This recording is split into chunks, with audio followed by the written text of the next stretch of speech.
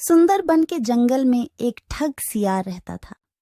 वह बहुत ही निकम्मा और कामचोर था। हमेशा इसी जुगाड़ में रहता कि कहीं कोई मुर्गा मिले जिसे मूर्ख बनाकर उसके साथ ठगी की जाए। एक दिन अरे बंदर भाई, कल रात में मैंने आपको सपने में देखा। अरे रहने दे सियार, तू अपना सपना अपने पास रख और मुझे जाने दे। ऐसा बोलकर बंदर चला गया। धीरे धीरे सारे जानवर सियार की हरकत को जान चुके थे, इसलिए कोई भी जानवर उसकी बातों में नहीं आता था। अब सियार समझ चुका था कि इस जंगल में उसकी दाल नहीं गलने वाली, इसीलिए वह दूसरे जंगल जाने का निश्चय किया और अगले दिन सियार अपने जंगल को छोड़कर दूसरे जंगल की तरफ निकल पड़ा।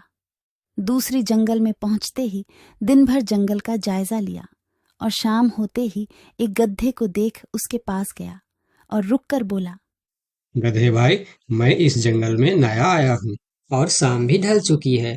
क्या मुझे एक रात रुकने के लिए आपके पास शरण दे सकते हो?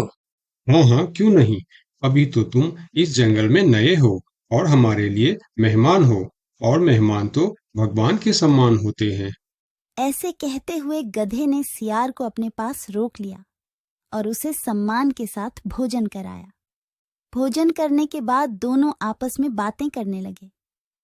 सियार ने गधे से बोला, अरे गधा भाई, इस जंगल में पीपल के पेड़ के पास एक तालाब है। जानते हो उसके बारे में? हाँ हाँ, पीपल के पास एक तालाब है। वह तालाब कीचड़ से भरा पड़ा हुआ है। उसका पानी भी बहुत गंदा हो चुका है। यहाँ का कोई भी जानवर उसका पानी नहीं पीता है। सियार ने अपनी आवाज को धीमा करते हुए बोला, क्या तुम जानते हो, वह सोने चांदी का तालाब है। उसके अंदर ढेर सारा सोना और चांदी छुपा है और उस तालाब का मालिक मैं ही हूँ।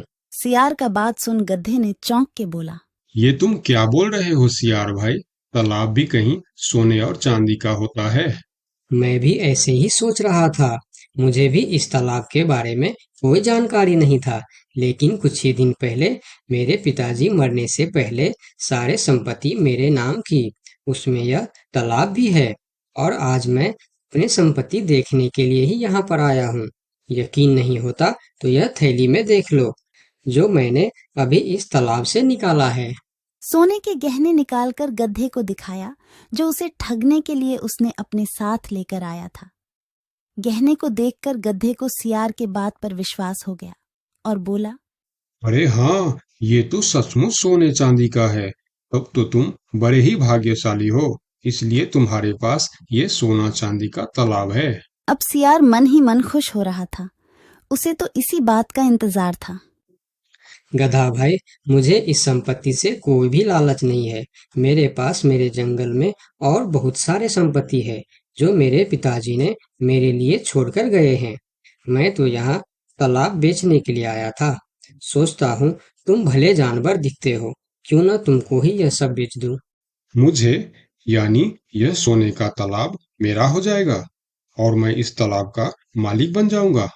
बेचारा भोला भाला गदहा सियार की चिकनी चुपड़ी बातों में बहुत आसानी से आ गया और गधा सियार से सोने का तालाब खरीदने को तैयार हो गया। दोनों के बीच 4 सिक्कों का सौदा तय हुआ। ठीक है सियार भाई, मैं अभी जाकर हिरन के पास से 4 सिक्का लेकर आता हूँ। मेरे पास अपना घर न होने के कारण मैं अपनी सारी कमाई हिरन के पास ही रखता हूँ, और जब भी मुझे जरूरत पड़ता है मैं उससे ले लेता हूँ। ठीक है गधे भाई, लेकिन ध्यान से, जंगल में किसी को इस बात का पता नहीं चलना चाहिए, वरना जंगल के सारे जानवर मेरे पीछे ही पड़ जाएंगे। ऐसा बोल सियार गधे को भेज देता है और गधा हिरण के पास जाकर अपना सिक्का मांगता है। गधे भाई, घर में सब ठीक तो है ना? आज आपको अचानक से 4 सिक्कों का क्या जरूरत पड़ गया? अरे वह अपने जंगल में जो तालाब है ना, मैं उसे खरीद रहा हूँ। तालाब खरीद रहे हो? क्या करोगे तुम तालाब खरीद के? तालाब का तो पता नहीं, लेकिन उसमें जितना सोना चांदी है वह सब मेरा हो जाएगा। तालाब में सोना? ये तुम क्या बोल रहे हो भाई? मुझे तो कुछ भी समझ में नहीं आ रहा है।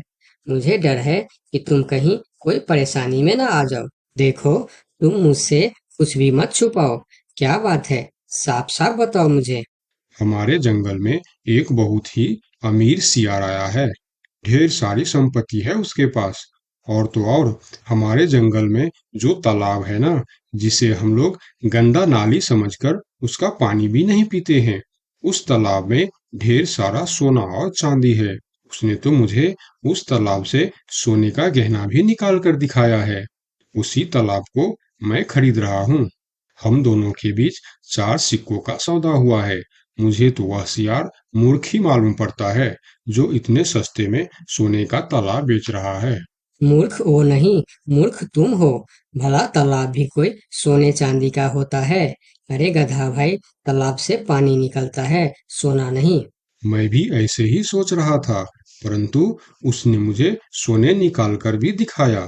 गधे भाई, मुझे वह कोई ठग मालूम पड़ रहा है, जो तुम्हारे आंखों में धूल झोंक कर तुम्हें झांसा दे रहा है। मैं एक तरकीब बताता हूँ, जिसे दूध का दूध और पानी का पानी हो जाएगा। कौन सा तरकीब हिरन भाई?